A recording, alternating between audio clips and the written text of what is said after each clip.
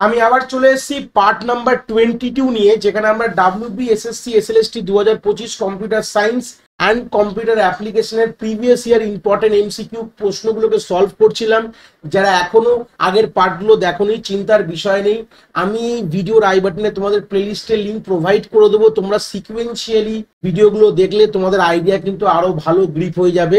তো চলো সময় না নষ্ট করে প্রথম প্রশ্নটা শুরু করা যাক। কি বলছে, in C how do you print the value of variable x using printf function. তাহলে কিভাবে আমরা একটা ভেরিয়েবল এক্স এর ভ্যালুকে প্রিন্ট করব প্রিন্টএফ ফাংশনের সাহায্যে।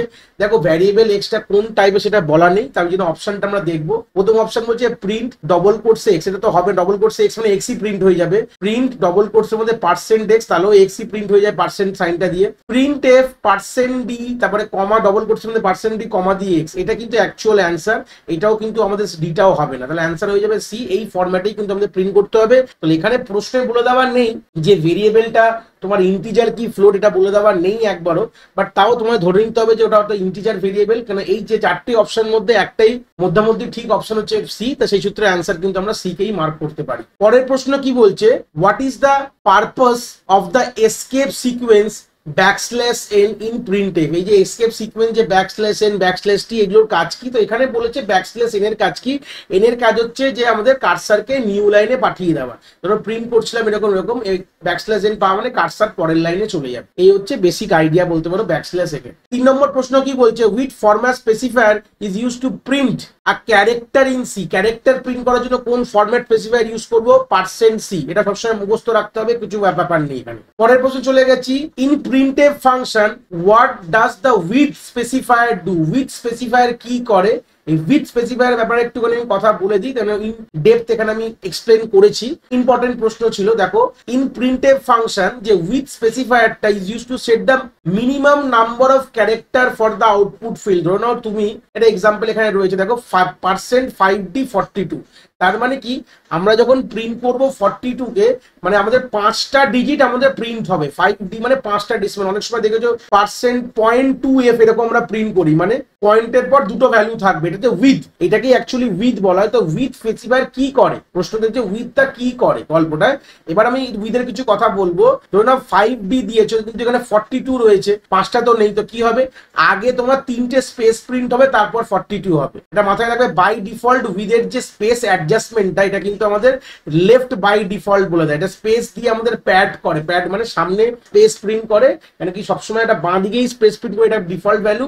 আর যদি -5D দিতাম তাহলে কিন্তু পরে 3টে স্পেস প্রিন্ট করতে, তাহলে রাইটে প্রিন্ট করতে। এই হচ্ছে বেসিক আইডিয়া। এটাকে বলে লেফট জাস্টিফাই বলে, এটাকে বলে রাইট জাস্টিফাই বলা। এই হচ্ছে রাইট মানে ডিজিটটা রাইটে আসবে, লেফটে স্পেস আসবে, আর লেফট জাস্টিফাই মানে ডিজিটটা লেফটে আসবে, স্পেসটা রাইটে আসবে। এই হচ্ছে বেসিক আইডিয়া বলতে পারো। এখানে আউটপুটে, এখানে প্রশ্নে কি হয়ে যাবে, A set the field width of the output field. Output ফিল্ডের উইথটা আমরা এই উইথ স্পেসিফায়ারের সাহায্যে কিন্তু আমরা ইউজ করতে পারি। পরের প্রশ্ন কি বলছে, what does the format specifier percent D in printf represent. খুব ইম্পর্টেন্ট প্রশ্ন। পার্সেন্ট দিয়ে কি, পার্সেন্ট পি দিয়ে তোমরা কি করো? এটা দিয়ে আমরা কিন্তু পয়েন্টারের ভেরিয়েবলের অ্যাড্রেসটা প্রিন্ট করি। মানে ধরো না কোনটি পয়েন্টার ভেরিয়েবল বানালাম, তার মধ্যে যেই ভেরিয়েবলের অ্যাড্রেসটা রেখেছি সেই অ্যাড্রেসটা প্রিন্ট করার জন্য কিন্তু আমরা পার্সেন্ট পি কিন্তু ব্যবহার করি। খুব ইম্পর্টেন্ট প্রশ্নের মধ্যে একটা প্রশ্ন, এটা বলে রাখলাম, স্টার রেটেড প্রশ্ন। তো পরের প্রশ্ন কি বলছে, which format specifier use to print A octal representation of an integer. ধরো না ইন্টিজার কোনো একটা ডেটা তুমি রেখেছো, তাকে অক্টালে তুমি যদি প্রিন্ট করতে হয়, তার অক্টাল ভ্যালু, তখন আমরা %o কিন্তু ব্যবহার করি ফর দ্য অক্টাল রিপ্রেজেন্টেশন। এই হচ্ছে বেসিক আইডিয়া। পরের প্রশ্ন কি বলছে, what will be the output of %10s hello. 10s মানে স্ট্রিং, বুঝতে পারছো। 10 মানে আগে প্রথমে 10টা তোমার মানে 10টা স্পেস বলবে না, 10টা ডিজিটের হবে। প্রথমে হ্যালো দেখে নাও, হ্যালো কটা আছে? 5টা আছে, তাহলে HELLO এ তো প্রিন্ট হবে।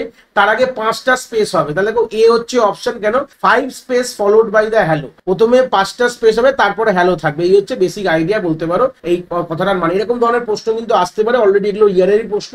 এরকম ধরনের প্রশ্ন এই বছর কিন্তু তোমাদের আসতে পারে। পরের প্রশ্নতে একটা আউটপুট বেস C++ থেকে প্রশ্ন দিয়েছে। এরকম প্রশ্ন কিন্তু খুব কমন তোমরা দেখতে পাবে। প্রশ্নটা কি বলেছে একটু ভালো করে দেখি। প্রথমে প্রশ্নটা, তো প্রথমে এগুলো তো জানো, এটা হ্যাশ ইনক্লুড আইওস্ট্রিম, এটা থাকতেই হবে। এটা header file using name space, এটা দিয়ে আমরা ইনপুট আউটপুটের যে নেম স্পেসটা আমরা ডিফাইন করি। তারপরে যে ক্লাসের নাম দিয়েছে ক্লাস মাই ক্লাস। পাবলিকের মধ্যে ভয়েড ডিসপ্লে, একটা ফাংশন ফাংশন রেখেছে পাবলিক রিজনের মধ্যে, যেখানে প্রিন্ট করেছে cout hello world, hello comma world দিয়েছে, ভালো কথা। এবার তারপরে তোমাকে ইন্ট মেন দিয়েছে, ভালো কথা। মাই ক্লাসের একটা অবজেক্ট বানিয়েছে ওবি ডট ডিসপ্লে ফাংশনে কল করেছে। এখানে আউটপুটটা কি হবে, what will the output of the C plus plus program, output কি হবে দেখো। যদি আমাকে এই ফাংশনটায় কল করে, ভ্যালিড ভাবে কল করেছে, তো কল করলে কি হবে, এই ফাংশনের কাছে যাবে, গিয়ে এটাই প্রিন্ট করবে, হ্যালো ওয়ার্ল্ডই প্রিন্ট করবে। তাহলে কোথায় অ্যান্সার দেখো, এ হচ্ছে অ্যান্সার, এটা হ্যালো ওয়ার্ল্ড। ঠিক আছে, এরকম ধরনের প্রশ্নগুলো তোমাদের আসতে চলেছে এই বছরে, ধরে নিতে পারো। কম্পিউটার সায়েন্সেও আসতে পারে এবং কম্পিউটার অ্যাপ্লিকেশনও আসতে পারে। এগুলো কিন্তু আউটপুট বেস প্রশ্ন। এর আগেও আমরা অনেক আউটপুট বেস প্রশ্ন দেখবো, কনসেপ্ট মোটামুটি তোমাদের একটা ভালো রকম ক্লিয়ার হয়ে যাবে। পরের প্রশ্ন কি বলছে, সেম একটা আউটপুট বেস প্রশ্ন রয়েছে, যেখানে দেখতে পাচ্ছ উপরে হেডার ফাইলের ব্যাপারে কথা বলবো না, অলরেডি জানো এইগুলো। ক্লাসের নাম রেক্টাঙ্গেল দিয়েছে, ভেতরে দুটো পাবলিক রিজনে দুটো আমাদের ইনস্ট্যান্স ভেরিয়েবল লেন্থ আর উইথ আছে। এরিয়া ফাংশন কল করছে, যেখানে আমাদের এরিয়া রিটার্ন করবে, লেন্থ আর ব্রেথের মাল্টিপ্লিকেশন, বেসিক একটা প্রোগ্রাম রয়েছে। আর মেনের মধ্যে কি করেছি, আমি একটা রেক্টাঙ্গেল ক্লাসের অবজেক্ট রেক্ট বলে তৈরি করেছি। এবার প্রশ্ন হচ্ছে, এদের যে ভ্যালুগুলো লেন্থ আর ব্রেথের আমরা কিন্তু মেন থেকে ইনিশিয়ালাইজ করেছি। এটা করা যায়, পাবলিক রিজনে থাকলে কিন্তু করা যায়, প্রাইভেটে থাকলে করা যায় না। তাহলে রেক্ট ডট লেন্থ, তাহলে ডট একটা অপারেটর, যেটা সাহায্যে আমি অবজেক্ট দিয়ে আমি ইনস্ট্যান্স ভেরিয়েবলে কল করে তার ভ্যালু সেট করলাম, সেরকম উইথেরও ভ্যালু সেট করে এবার এরিয়াটা ক্যালকুলেট করছি। রেক্ট অবজেক্ট দিয়ে ফাংশনটাকে কল করেছি, তাহলে কল করা মানে হচ্ছে এখান থেকে কোথায় চলে যাবে, আমার এখানে চলে যাবে, যা আমার ক্যালকুলেশন হবে, মানে 5 আর 3 15 কিন্তু আমার আউটপুটে আসবে। তাহলে অ্যান্সার হবে এ, এরিয়া আউটপুট। এরিয়া আউটপুট বলতে হলে এরিয়া কোলন আমাদের 15 তোমার ক্যালকুলেশন করে বেরাবে, লেন্থ ইনটু উইথ করলে তোমার 15ই আসবে, এটাই কিন্তু তোমার অ্যান্সার হয়ে যাবে। ক্লিয়ার হয়ে গেছে। পরের প্রশ্ন চলে আসলাম, আরেকটা আউটপুট বেস প্রশ্ন রয়েছে। কি বলছে, ক্লাস সার্কেল, ওপরে গুলো দেখছি না, একই রকম গল্প ধরে রয়েছে, কোনো অসুবিধা নেই। ক্লাস সার্কেল, যেখানে আমাদের পাবলিক রিজনে একটা রেডিয়াস বলে একটা ইনস্ট্যান্স ভেরিয়েবল আছে, আর ডাবল এরিয়ার মধ্যে আমরা রিটার্ন করেছি 3.14 ইন্টু রেডিয়াস, মানে সার্কেলের এরিয়া বার করেছি বেসিক। আর আমাদের সেই মেইন থেকে কি করেছি, সার্কেলে একটা অবজেক্ট বানিয়েছি, সার্কেল নামই হতেই পারে, কোনো অসুবিধা নেই। এবার সেই অবজেক্ট দিয়ে কল করছি, প্রথমে ভ্যালু ইনিশিয়ালাইজ করছি, রেডিয়াসে 2.5, তাহলে এরিয়াকে কল করেছি সার্কেল ডট এরিয়া বলে। তাহলে এখানেও সেম গল্প হবে, এখানে ক্যালকুলেশন করে যা ভ্যালু পাবে তোমরা 2.5 ইন্টু 3.1414 করে তোমরা এইটা পাবে, এরিয়া ইজ ইকুয়াল টু 19.625। এটা কিন্তু অ্যান্সার তোমরা পেয়ে যাবে। বেসিক তোমার মাল্টিপ্লিকেশন করে নেবে, কোনো অসুবিধার বিষয় নেই, করলে তোমরা এটাই কিন্তু অ্যান্সার পাবে। দেখো এখান থেকে অত ক্যালকুলেশন না করলেও বুঝতে পারবে, দেখো কারেক্ট অ্যান্সারের সঙ্গে কিন্তু এরিয়া কতটা যুক্ত থাকবে। তো এখানে কিন্তু এরকম কোনো ব্যাপারই নেই, এবং তার ভ্যালুও থাকবে, এরকম ভ্যালু আসবে না। তাহলে এটাও বিটাও হবে না, এটাও হবে না, কম্পাইলার তো হবে না, কেন কোনো রকম কোনো সিনট্যাকটিক্যালি কোনো প্রবলেম নেই, দেখেই বুঝতে পারছো কোডে। তো সেই সূত্রে অ্যান্সার এই হয়ে যাবে। পরের প্রশ্ন চলে এসেছি আরেকটা আউটপুট বেস প্রশ্ন নিয়ে, যেখানে মাই ক্লাস রয়েছে, পাবলিক রিজনে একটা আমরা ভেরিয়েবলকে অ্যাসাইন করেছি, এবং সেখানে কনস্ট্রাক্টর ইউজ করেছি। দেখো ক্লাসের নাম আর ফাংশন নাম এক হলে এই কনস্ট্রাক্টর বলা, যার কোনো রিটার্ন টাইপ নেই, এবং তার মধ্যে তার ভ্যালু 10 আমি অ্যাসাইন করেছি। মানে ইনস্ট্যান্স ভেরিয়েবলের ভ্যালু কিন্তু আমরা অ্যাসাইন করতে গেলে কিন্তু আমাদের কনস্ট্রাক্টরের সাহায্য পড়ে লাগে বলতে পারো। ইন্ট মেনের মধ্যে মাই ক্লাস ওবি, মানে একটা মাই ক্লাসের অবজেক্ট বানিয়েছি। এবার আমি সিম্পল এই ভ্যালু অফ এক্স বলে ওবি ডট এক্স, এই যে অবজেক্ট দিয়ে আমরা ইনস্ট্যান্স ভেরিয়েবল কল করছি, এটা প্রাইভেট হলে কিন্তু করা যেত না, পাবলিক বলে করা যাচ্ছে। এবং ভ্যালু কি হবে, তাহলে এখানে ভ্যালু অফ এক্স কতটা থাকবে, তাহলে ভ্যালু অফ এক্স রয়েছে এখানে 0 রয়েছে, তাহলে এটা কিন্তু হবে না, তাহলে বি কিন্তু আউটপুট না, তাহলে আউটপুট কিন্তু অ্যাকচুয়ালি সি হয়ে যাবে। কেন কি, আমাদের ভ্যালু অফ এক্স এর ভ্যালু আমাদের 10 কিন্তু আউটপুট দেবে, তাই মুছে দিলাম এটা। তা কারেক্ট অ্যান্সার কিন্তু সি, এখানে তোমরা দেখতে পাবে। পরের প্রশ্ন চলে গেলাম, আরেকটা আউটপুট বেস প্রশ্ন নিয়ে এসেছি, যেখানে রয়েছে ক্লাস রেক্টাঙ্গেল বলে, ক্লাসের নাম rectangle, same public length with আছে। এবার কিন্তু এখানে আমরা কি রেখেছি, একটা কনস্ট্রাক্টর রেখেছি, যার মধ্যে লেন্থ আর ব্রেথের ভ্যালু কিন্তু আমরা ইনিশিয়ালাইজ করেছি। এবার আমরা ওই মেইন থেকে ডাইরেক্ট কল করে করিনি, অ্যাসাইন করিনি, আমরা কনস্ট্রাক্টরের সাহায্যে করেছি। সেম আমরা এখানে রেডিয়াস এরিয়া ক্যালকুলেট করেছি বলতে পারো। এখন যদি আমরা একটা অবজেক্ট বানাই, অটোমেটিক্যালি লেন্থ আর ব্রেথের ভ্যালু উইথের ভ্যালু সেট হয়ে গেছে, 5 আর 3, অ্যান্সার সেমই হবে, 15ই অ্যান্সার হবে, অপশন হয়ে যাবে এ, এরিয়া ইজ ইকুয়াল টু 15। প্রশ্নটাকে একটু ঘুরিয়ে দিয়েছে, কিন্তু গল্পটা কিন্তু একই ধরনের রয়েছে। গল্পটা যেখানে আগে ছিল আমরা মেইন থেকে অ্যাসাইন করছিলাম, এবার আমরা কনস্ট্রাক্টর দিয়ে করেছি, ব্যাপারটা কিন্তু একই গল্প রয়েছে। পরের প্রশ্ন চলে এসেছি, এটা একটা আউটপুট বেস প্রশ্ন, যেখানে ক্লাস এ রয়েছে, পাবলিক রিজনে ইন্ট এক্স বলে একটা আমাদের ইনস্ট্যান্স ভেরিয়েবল, তার ভ্যালুটা আমি কনস্ট্রাক্টরের সাহায্যে অ্যাসাইন, কিন্তু এই যে ভ্যালুটা আমরা কিন্তু আমাদের মেইন থেকে আসবে। কিভাবে করে দেখো, এ ওবি ব্র্যাকেটে 5, তার মানে ওবি হচ্ছে অবজেক্ট, তার মধ্যে যে 5টা আমি লিখেছি, এই 5টা যখনই আমাদের অবজেক্ট তৈরি হয়, কনস্ট্রাক্টর কল হবে, মানে এটা এর মধ্যে এসে বসবে। তাহলে এর মধ্যে 5 বসলো, আর এক্স এর মধ্যে কি চলে আসলো, এক্স এর মধ্যে কিন্তু এখানে 5 কিন্তু চলে আসলো, ব্যাস।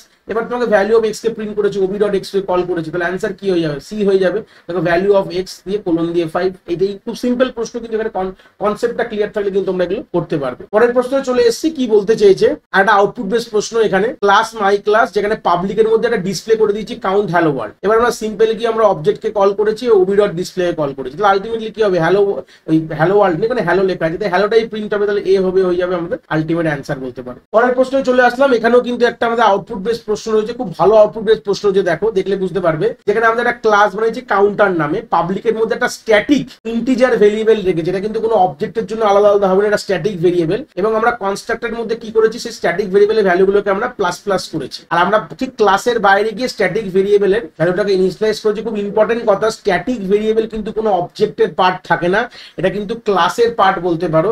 সেই সূত্রে স্ট্যাটিক ভেরিয়েবলের ভ্যালু আমরা সবসময় ক্লাসের বাইরে মেম্বারশিপ অপারেটর বলা। এই যে দেখতে পাচ্ছ কোলন কোলন দিয়েছি, এটাকে বলা হয় মেম্বারশিপ অপারেটর। এমও লিখে দিলাম, সেই মেম্বারশিপ অপারেটরের সাহায্যে যে এটা কাউন্টার বলে ক্লাস, তার মধ্যে একটা স্ট্যাটিক ভেরিয়েবলের ভ্যালু 0 আমি অ্যাসাইন করেছি। দুটো অবজেক্ট বানিয়েছি কাউন্টারে, C1 আর C2। এবার আমরা কি করেছি, কাউন্ট যে ভেরিয়েবলের ভ্যালুটা আমরা এখানে প্রিন্ট করেছি, করতে চেয়েছি আমরা। আর সবসময় যখন আমরা স্ট্যাটিক ভেরিয়েবলের ভ্যালুকে যখন আমি কল করি, তখন আমরা ক্লাসের নাম মেম্বারশিপ অপারেটর স্ট্যাটিক ভেরিয়েবল এইভাবে আমাদের কল করতে হয়। এই হচ্ছে বেসিক আইডিয়া বলতে পারো। তাহলে এবার গল্পটায় প্রোগ্রামে কি হচ্ছে দেখো, যখনই আমাদের অবজেক্ট তৈরি হয়, আমাদের কি জানি, আমরা কনস্ট্রাক্টরকে কল হবে, এই কনস্ট্রাক্টর কল হলো, ভালো কথা। কল হওয়া মানেই আমাদের কাউন্টারের ভ্যালু কিন্তু 1 বেড়ে যাবে। তার মানে আলটিমেটলি প্রোগ্রামটা কি করছে, যতগুলো অবজেক্ট তৈরি করবে কাউন্টারের ভ্যালু তো সেরকম ভাবে বাড়বে। তাহলে এখানে দুটো অবজেক্ট তৈরি করেছি, এখানে ভ্যালু তোমার 2 বেড়েছে বলে ডি তোমার কারেক্ট অ্যান্সার, কাউন্ট কোলন তোমার 2 কিন্তু পাবে। এই হচ্ছে বেসিক আইডিয়া। পরের প্রশ্ন চলে আসলাম, এটাও কিন্তু একটা খুব সুন্দর একটা প্রশ্ন, খুব ইম্পর্টেন্ট প্রশ্ন বলতে পারো। এখান থেকে একটা আউটপুট বেস, যেখানে আমাদের ক্লাস এ রয়েছে, তার মধ্যে একটা পাবলিকের মধ্যে আমরা ভয়েড শো বলে একটা ফাংশন রেখেছি, যার মধ্যে আমাদের সিম্পল কি করেছে, এ কে প্রিন্ট করেছে, সি আউট এ করেছে, ভালো কথা। সেম আমরা ক্লাস বি এবং এ কে পাবলিকালি মোডে ইনহেরিট করেছে, সেখানেও আমরা ভয়েড শো বলে একটা ফাংশন রেখেছি, এখানে বি কে প্রিন্ট করেছি। দেখো ভালো করে দেখলে বুঝতে পারবে যে ক্লাস এ এর মধ্যে ভয়েড শো বলে ফাংশন রয়েছে এবং ক্লাস বি এর মধ্যে ভয়েড শো, মানে দুটো ক্লাসের মধ্যেই একই নামের একই সিগনেচারের ফাংশন রয়েছে। ওয়ার্কিং ডিফারেন্ট হতে পারে, এটা নিয়ে কোনো কথা না। এই কনসেপ্টটাকে কি বলা হয়, মেথড ওভার রাইডিং বলা হয়। অলরেডি কিন্তু এর আগের পার্টগুলোতে এটা নিয়ে অনেক কথা বলেছি। তো এটা কিন্তু একটা example of method over riding. এইটুকু ক্লিয়ার হয়ে গেল যে দুটো ক্লাস একটা ক্লাসের সাথে ইনহেরিটেন্সের লিঙ্ক রয়েছে এবং দুটো ক্লাসের মধ্যে সেম মেথড রয়েছে, সেম সিগনেচার, মানে তার রিটার্ন টাইপ এবং প্যারামিটার লিস্ট এবং তার নাম তিনটেই সমান রয়েছে। এখানে দেখো একটাও প্যারামিটার নেই, তার রিটার্ন টাইপ ভয়েড রয়েছে, নামও তোমার শো রয়েছে। তো এই ক্ষেত্রে এটাকে বলা হয় মেথড ওভার রাইডিং। এইটুকু আমরা ক্লিয়ার হলো। এবার মেনে দেখো কি করেছি, এটা খুব ইম্পর্টেন্ট প্রশ্ন। দেখো a star PTR is equal to new B, এখানে কি করেছি ভালো করে দেখো, এখানে একটা পয়েন্টার ভেরিয়েবল পিটিআর তৈরি করেছি। এরকম ধরনের প্রশ্ন কিন্তু আসবেই, এটা নিয়ে কোনো বিকল্প নেই। কারণ পয়েন্টার ভেরিয়েবলের টাইপটা হচ্ছে ক্লাস এর, কিন্তু এর মধ্যে আমি কার মেমোরি রেখেছি, নিউ বি। কথাটার মানে কি, নিউ হচ্ছে একটা ডাইনামিক মেমোরি অ্যালোকেশনের কিওয়ার্ড, C++ এ আছে। তো নিউ মানে বি এর এখানে অ্যাড্রেস রাখছি, বাট রেফারেন্সটা কিন্তু এর। পয়েন্টারের রেফারেন্সটা হচ্ছে ক্লাস এর, বাট অ্যাড্রেস রাখছি ক্লাস বি এর। এবার যদি আমি কল করি পিটিআর অ্যারো শো, যখনই পয়েন্টার দিয়ে কোনো অবজেক্টকে বা ফাংশনকে কল করতে হয়, তখন আমরা অ্যারো ইউজ করি, ডট কিন্তু ব্যবহার করি না। এগুলো হচ্ছে বেসিক আমাদের আইডিয়া। তোমরা যারা এখন এই কনসেপ্টগুলো ব্রিফ করোনি, আমার C++ প্লেলিস্ট কিন্তু পুরোটা কমপ্লিট। তোমরা যদি ওখানে যাও, ইনডেপথ যদি ভিডিওগুলো দেখো, তোমাদের কিন্তু কনসেপ্ট ক্লিয়ার হয়ে যাবে। এটা নিয়ে আমার কোনো বিকল্প নেই, আমি প্রথমেই এখানে বলছি। তো সেই সূত্রে দাঁড়িয়ে এখানে অ্যান্সার কি হবে, what will be the output, মানে যদি এই শোকে কোন শোকে প্রিন্ট করবে, বড় প্রশ্ন। দুটো ক্লাসের মধ্যেই শো আছে আর ইনহেরিট করা, মানে এই শোটাও কিন্তু এখন আমার এখানে অ্যাভেলেবেল, মানে আমাদের চাইল্ড মানে পেরেন্ট ক্লাসের যে শো ফাংশনটা এখন চাইল্ডের মধ্যে অ্যাভেলেবেল হয়ে গেছে, মানে বি এর মধ্যে অ্যাভেলেবেল। তো কোন শোটাকে কল করবে, এটা কিন্তু খুব ইম্পর্টেন্ট কথা। এখানে একটা গল্প থাকে, ভার্চুয়াল কথা বলে একটা গল্প থাকে। ভার্চুয়াল হচ্ছে একটা কিওয়ার্ড C++-এ। এই কথাটা থাকা মানে হচ্ছে, যদি আমি ভার্চুয়াল কিওয়ার্ডটা ব্যবহার করতাম এই জায়গাটায়, আমি গোল করছি, এই জায়গাটায় ব্যবহার করলে তখন তাহলে আমাদের এই যে শোটা আমার কিন্তু আমার চাইল্ড ক্লাসে কল করা হতো। বাট এখন এই জায়গায় দাঁড়িয়ে যেহেতু আমরা এখানে ভার্চুয়াল কথাটা লিখিনি, এই সূত্রে আমাদের কিন্তু এই যে কলটা হবে শো, এটা কিন্তু পেরেন্টের হবে। কেন, এখানে পয়েন্টারের টাইপটা হচ্ছে পেরেন্ট ক্লাসের, এই জন্য অ্যান্সারে হবে এ হবে। আর অ্যান্সার কেন বি হলো না, কখন বি হতো এটাও বলে দিই। দেখো আমাদের যখন নিউ বি লেখা মানে কি, রান টাইমে আমাদের কিন্তু অ্যাড্রেস জেনারেট হয়। ভার্চুয়াল কথাটা লেখা মানে হচ্ছে কম্পাইলার ডিসিশনটা কম্পাইল টাইমে নেবে না, রান টাইমে ডিসিশনটা না হবে, যখন বি এর অ্যাড্রেস জেনারেট হবে তখন এই ডিসিশনটা না হবে যে এই শোটা কার কল করব, যার পয়েন্টারের মধ্যে অ্যাড্রেস থাকবে তার শোকে কল করবে। তাহলে এটা কিন্তু রান টাইমের কথা। যদি ভার্চুয়াল লেখা হতো তাহলে এটা কম্পাইলার মাথা গলাতো না, কম্পাইলার ছেড়ে দিত, রান টাইম টাইমের জন্য, বাট যেহেতু ভার্চুয়াল কথা লেখা নেই তো সেই সূত্রে আমাদের কিন্তু এটা যেহেতু আমাদের পেরেন্ট ক্লাসের রেফারেন্স আছে, কম্পাইলার কিন্তু বাইন্ডিংটা যে করবে, এটা বাইন্ডিংটাকে বলে আর্লি বাইন্ডিং বলা হয়, বাইন্ডিংটা কিন্তু তোমাদের পেরেন্ট ক্লাসের সাথেই কিন্তু করে দেবে। চাইল্ড ক্লাসের যে শো ফাংশনের সাথে করবে না, পেরেন্ট ক্লাসের ফাংশনের সাথেই বাইন্ড করে দেবে। কেন কি পয়েন্টারের টাইপ হচ্ছে পেরেন্ট ক্লাসে। এই হচ্ছে বেসিক আইডিয়া। এটাকে যদি ইনডেপথ তোমাদের জানতে হয় with example with practical, already আমার সি প্লাস প্লাস প্লেলিস্টে কিন্তু এইসব জিনিসগুলো আমরা করিয়ে দিয়েছি, গিয়ে দেখলে কনসেপ্টটা খুবই ভালো লাগবে। তো এই হচ্ছে আমাদের 16খানা প্রশ্ন এখানে শেষ হলো।